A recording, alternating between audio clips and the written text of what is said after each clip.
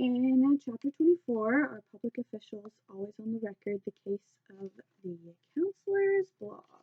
There was a young reporter who had her first job, Miranda Watling, for this journal that she was a reporter for. Basically, she was assigned to cover this local school system and determine a report on whether or not people were in support of the merging of these two schools or not. And she did her research and found this one blog that she came across, and she wanted to use the information from it. The blog was from a standpoint of being like totally against the merging, and but her dilemma was whether or not this was like accurate factual information to use. So talked it over with her bosses and everything, and they came up with these, rules to determine whether or not, even though it was like a public official who wrote the blog, like it was someone in the school system, like if it was accurate information enough to quote and to use in their story.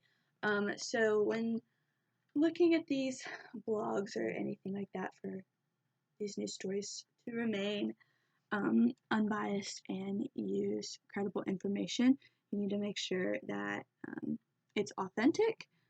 So like finding the accuracy, and that requires you to independently verify authorship of any blog that you plan to use. So you just got to make sure you know who it's coming from, their position, their credibility, stuff like that.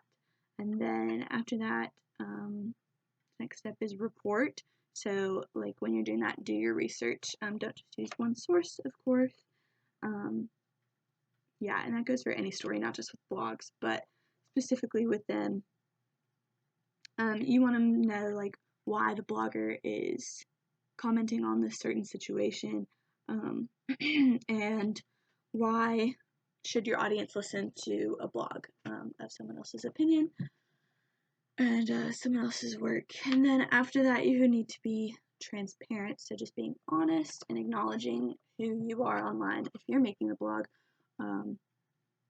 Tell readers exactly where you found the info and where they can find it as well. So that kind of just takes the pressure, I guess, off of you, and it puts it on the source where you found it from.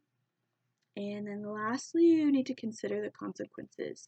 If something rings ethical alarm bells for you, take time, even on a deadline, to think it through. That is the most important thing. Because a lot could go wrong there.